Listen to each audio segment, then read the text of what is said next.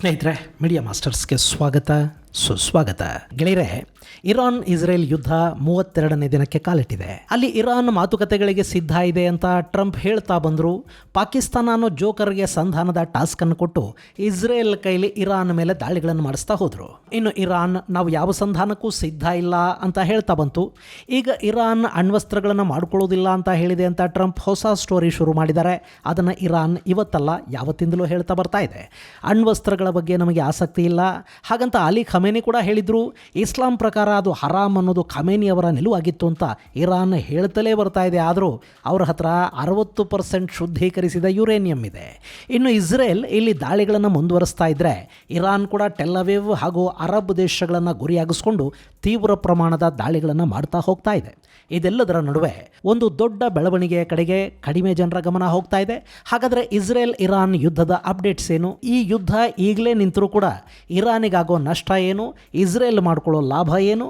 ಹಾಗೆ ಇರಾನ್ ಅಮೆರಿಕಾಗೆ ಕೊಡ್ತಾ ಇರೋ ಧಮಕಿ ಏನು? ಬನ್ನಿ ನೋಡೋಣ.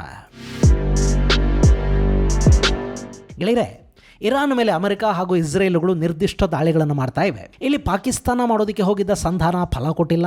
ಅಮೆರಿಕದ ಜೊತೆ ನಿಂತ 4 ದೇಶಗಳ ವಿದೇಶಾಂಗ ಸಚಿವರು ಪಾಕಿಸ್ತಾನದಲ್ಲಿ ಮೀಟಿಂಗನ್ನು ಮಾಡಿ ಸಂಧಾನದ ಬಗ್ಗೆ ಏನೇ ಚರ್ಚೆಗಳನ್ನು ಮಾಡಿದರೂ ಅದಕ್ಕೆ ಇರಾನ್ ಒಪ್ಪಿಗೆಯನ್ನು ಸೂಚಿಸಿಲ್ಲ. ಸಂಧಾನಕ್ಕೆ ಇರಾನ್ ನೋ ಅಂತ ಹೇಳಿದ ಕೂಡಲೇ ಪಾಕಿಸ್ತಾನದ ವಿದೇಶಾಂಗ ಸಚಿವ ಹಾಗೂ ಉಪ ಪ್ರಧಾನಿ ಇಶಾಕ್ದರ್ ಚೈನಾಗೆ ಓಡ್ ಹೋಗಿದ್ದಾರೆ. ಅಲ್ಲಿ ವಾಂಗ್ ಜೊತೆ ಮಾತುಕತೆಗಳನ್ನು ನಡೆಸಿದ್ದಾರೆ. ಪಾಕಿಸ್ತಾನ ಒಂಥರ ವಿಚಿತ್ರ ದೇಶ. ಈಗ ನೋಡಿ, ಅವರಿಗೆ ಟಾಸ್ಕ್ ಕೊಟ್ಟಿದ್ದು ಅಮೆರಿಕ, ಆದರೆ ಅದರ ವರದಿಯನ್ನು ಒಪ್ಪಿಸೋದಕ್ಕೆ ಪಾಕಿಸ್ತಾನದ ವಿದೇಶಾಂಗ ಸಚಿವ ಓಡ್ ಹೋಗಿದ್ದು ಚೈನಾಗೆ. ಇಲ್ಲಿ ಚೈನಾ ಹಾಗೂ ಪಾಕಿಸ್ತಾನಗಳು ಸೇರಿ 5 ಪಾಯಿಂಟ್ಗಳ ಸಂಧಾನ ಸೂತ್ರವನ್ನು ಸಿದ್ಧ ಮಾಡಿವೆ. ಅಲ್ಲವರಿಗೆ ಇದನ್ನು ಸಿದ್ಧ ಮಾಡೋದಕ್ಕೆ ಯಾರು ಹೇಳಿದರು? ಅವರ ಮಾತನ್ನಿಲ್ಲಿ ಕೇಳೋರಾದರೂ ಯಾರು? ಅಂತೂ ಇಲ್ಲಿ ಒಂದು ಡಿಮ್ಯಾಂಡ್ ಪತ್ರ ತಯಾರಾಗಿದೆ. ಅದರಲ್ಲಿ ಅಮೆರಿಕ ಇಸ್ರೇಲ್ಗಳು ತಕ್ಷಣ ದಾಳಿಗಳನ್ನು ನಿಲ್ಲಿಸಬೇಕು, ಸಾರ್ವಭೌಮತ್ವ, ಸ್ವಾತಂತ್ರ್ಯ ಇವುಗಳನ್ನು ಗೌರವಿಸಿ ಮಾತುಕತೆಗಳನ್ನು ಶುರು ಮಾಡಬೇಕು. ಅದಕ್ಕೆ ಪಾಕಿಸ್ತಾನ ಹಾಗೂ ಚೈನಾಗಳು ಸಹಾಯ ಮಾಡುತ್ತವೆ, ಸಪೋರ್ಟ್ ಮಾಡುತ್ತವೆ. ಹಾಗೆ ಸಿವಿಲಿಯನ್ ಇನ್ಫ್ರಾಸ್ಟ್ರಕ್ಚರ್ ಮೇಲೆ ಎರಡೂ ಕಡೆಯ ಸೇನೆಗಳು ದಾಳಿಗಳನ್ನು ನಿಲ್ಲಿಸಬೇಕು. ಅಂದರೆ ಆಸ್ಪತ್ರೆ, ಜನವಸತಿಗಳು, ತೈಲ ಸಂಗ್ರಹಾಗಾರಗಳು, ಬಂದರುಗಳು, ತೈಲ ರಿಫೈನರಿಗಳು, ನೀರಿನ ಶುದ್ಧೀಕರಣ ಘಟಕಗಳು, ಏರ್ಪೋರ್ಟ್ಗಳು ಮುಂತಾದವುಗಳ ಮೇಲೆ ನಡೀತಿರೋ ದಾಳಿಯನ್ನು ಎರಡೂ ಕಡೆಗಳ ಸೇನೆ ತಕ್ಷಣ ನಿಲ್ಲಿಸಬೇಕು. ಶಿಪ್ಪಿಂಗ್ ರೂಟಲ್ಲಿ ಸಮಸ್ಯೆ ಉಂಟಾಗದ ಹಾಗೆ ನೋಡ್ಕೋಬೇಕು. ಹಾರ್ಮುಜನ್ನು ತಕ್ಷಣ ಸಂಚಾರಕ್ಕೆ ತೆರವುಗೊಳಿಸಬೇಕು. ಅಲ್ಲಿ ಸಿಲುಕಿರುವ ಹಡಗುಗಳು ಅದರ ಸಿಬ್ಬಂದಿಗೆ ಮಾನವೀಯತೆಯ ದೃಷ್ಟಿಯಿಂದ ಅಗತ್ಯ ವ್ಯವಸ್ಥೆಗಳನ್ನು ಮಾಡಬೇಕು ಮತ್ತು ತೈಲ ಹಾಗೂ ಇನ್ನಿತರ ಸರಕು ಸರಂಜಾಮುಗಳನ್ನು ಸಾಗಿಸೋ ಮಾರ್ಗದಲ್ಲಿ ತೊಂದರೆ ಉಂಟಾಗದ ಹಾಗೆ ನೋಡ್ಕೋಬೇಕು. ಹಾಗೆ ವಿಶ್ವಸಂಸ್ಥೆಯ ಮಧ್ಯಸ್ಥಿಕೆಯ ಬಗ್ಗೆ ಕೂಡ ಅಲ್ಲಿ ಚೈನಾ ಪಾಕಿಸ್ತಾನಗಳು ಜಂಟಿ ಸೂತ್ರದಲ್ಲಿ ಹೇಳಿವೆ. ಆದರೆ ಇದನ್ನು ಎರಡೂ ದೇಶಗಳು ತಮ್ಮ ಬಳಿ ಸೈನ್ ಮಾಡ್ಕೊಂಡು ಇಟ್ಕೋಬೇಕೇ ಹೊರತು ಇರಾನ್ ಆಗಲಿ ಅಮೆರಿಕ ಇಸ್ರೇಲ್ಗಳಾಗಲಿ ಅದರ ಬಗ್ಗೆ ಹೆಚ್ಚು ತಲೆ ಕೆಡಿಸ್ಕೊಳ್ಳೋದಕ್ಕೆ ಹೋಗೋದಿಲ್ಲ. ಹಾಗೆ ಟ್ರಂಪ್ ಯಥಾ ಪ್ರಕಾರ ಕ್ಷಣಕ್ಕೊಂದು ಮಾತಾಡ್ತಾ ಇದ್ದಾರೆ.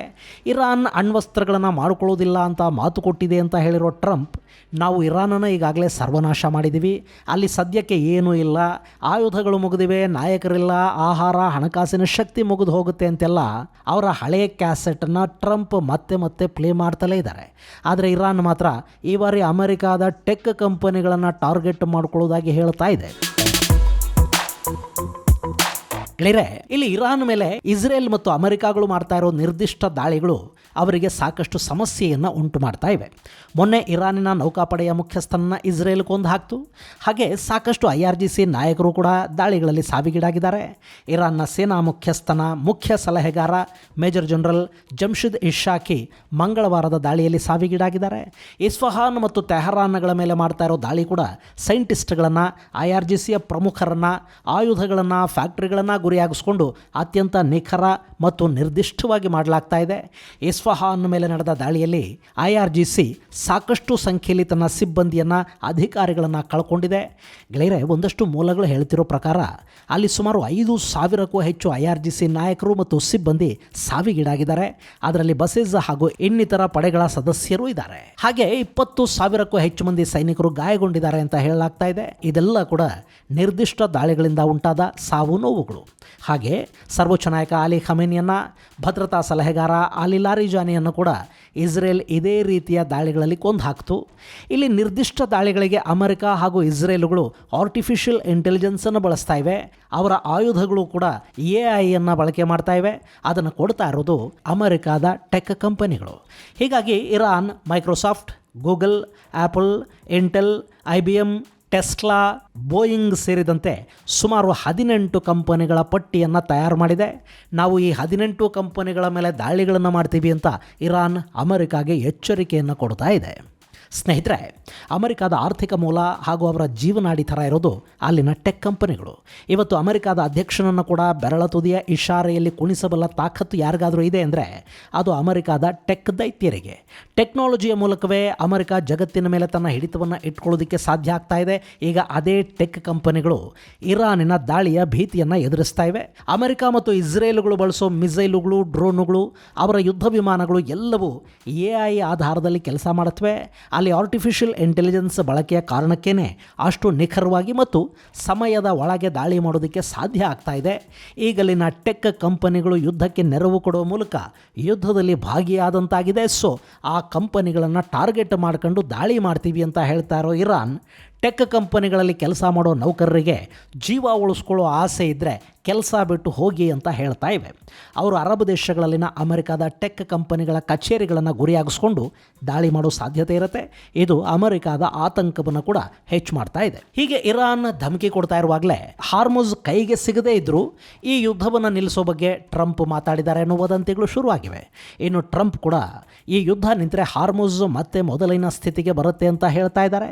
ಯುದ್ಧ ಶುರುವಾಗೋ ಮೊದಲು ಹಾರ್ಮುಜಲ್ಲಿ ಸಮಸ್ಯೆ ಏನಿರಲಿಲ್ಲ. ಅಲ್ಲಿ ಸಂಚಾರ ನಿಂತಿದ್ದೆ ಅಮೆರಿಕ ಹಾಗೂ ಇಸ್ರೇಲ್ಗಳು ಇರಾನ್ನ ಮೇಲೆ ದಾಳಿ ಮಾಡಿದ ನಂತರ.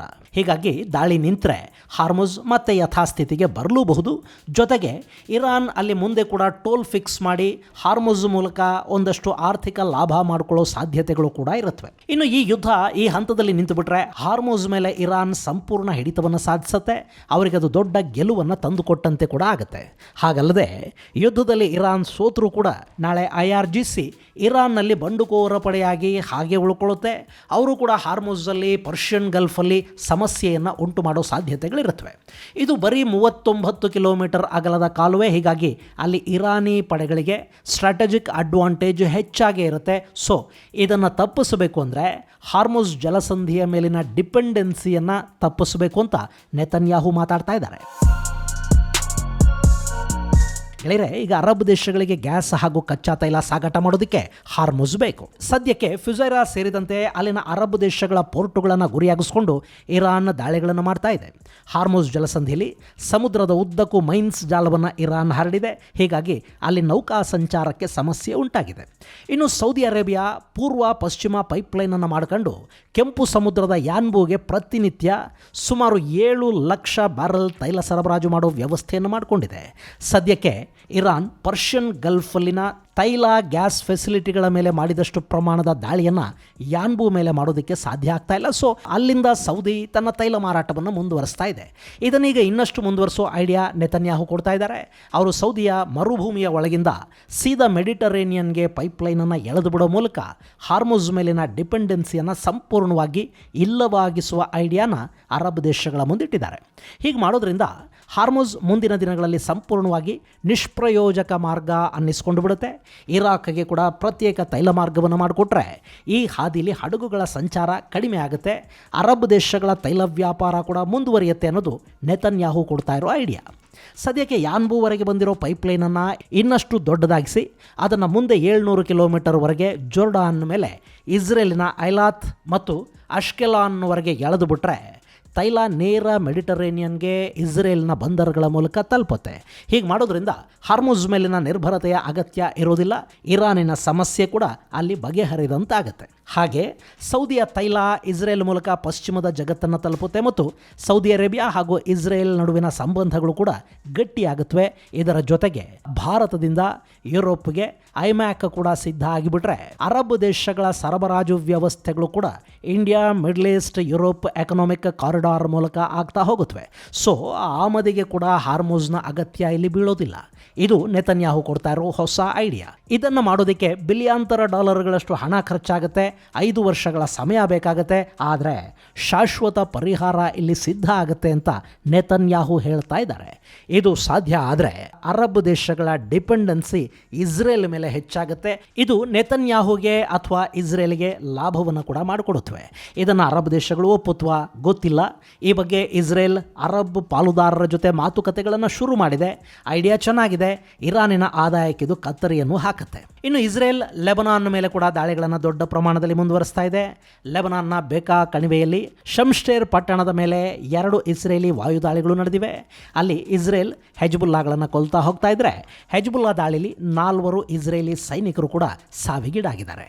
ಇನ್ನು ಹೆಜ್ಬುಲ್ಲಾ ದಕ್ಷಿಣ ಇಸ್ರೇಲ್ ಮೇಲೆ ದೊಡ್ಡ ಮಟ್ಟದಲ್ಲಿ ರಾಕೆಟ್ ದಾಳಿಗಳನ್ನು ಮುಂದುವರಿಸ್ತಾ ಹೋಗ್ತಾ ಇದೆ. ಇದೆಲ್ಲದರ ನಡುವೆ ಇರಾನ್ನ ಅಧ್ಯಕ್ಷ ಪೆಜೆಶ್ಕಿಯಾನ್ ಸಂಧಾನಕ್ಕೆ ಮಾತುಕತೆಗಳಿಗೆ ಇರಾನ್ ಸಿದ್ಧ ಇದೆ, ಆದರೆ ನಮಗೊಂದಷ್ಟು ಗ್ಯಾರಂಟಿಗಳು ಬೇಕಾಗಿವೆ, ಒಂದಷ್ಟು ನಿಖರ ಭರವಸೆಗಳ ಅಗತ್ಯ ಇದೆ. ಅದನ್ನು ನಾವು ಅಮೆರಿಕಾದಿಂದ ನಿರೀಕ್ಷೆ ಮಾಡೋದಕ್ಕೆ ಸಾಧ್ಯ ಆಗ್ತಿಲ್ಲ, ಅಮೆರಿಕಾದ ಮೇಲೆ ನಮಗೆ ನಂಬಿಕೆ ಬರ್ತಿಲ್ಲ ಅನ್ನೋ ಮಾತುಗಳನ್ನು ಹೇಳಿದ್ದಾರೆ. ಇಲ್ಲಿ ಸೂಕ್ತ ಮಧ್ಯಸ್ಥಿಕೆದಾರರ ಪ್ರವೇಶ ಆದರೆ ಈ ಸಂಘರ್ಷ ಒಂದು ಹಂತಕ್ಕೆ ಶಮನಗೊಳ್ಳುವ ಅವಕಾಶಗಳು ಕೂಡ ಗಾಢವಾಗಿ ಕಾಣ್ತಾ ಇವೆ. ಆದರೆ ಆ ಸಮರ್ಥ ಸಂಧಾನಕಾರ ಯಾರು ಅನ್ನೋದು ಸದ್ಯಕ್ಕಿರೋ ಪ್ರಶ್ನೆ. ಇದು ಗೆಳೆಯರೆ ಪಶ್ಚಿಮ ಏಷ್ಯಾದ ಸಂಘರ್ಷಕ್ಕೆ ಸಂಬಂಧಪಟ್ಟ ಒಂದಷ್ಟು ಅಪ್ಡೇಟ್ಸ್. ಮುಂದಿನ ಸಂಚಿಕೆಯಲ್ಲಿ ಮತ್ತಷ್ಟು ವಿಶೇಷಗಳ ಜೊತೆ ಮತ್ತೆ ಭೇಟಿಯಾಗೋಣ. ಅಲ್ಲಿವರೆಗೆ ಜೈ ಹಿಂದ್, ಜೈ ಕರ್ನಾಟಕ.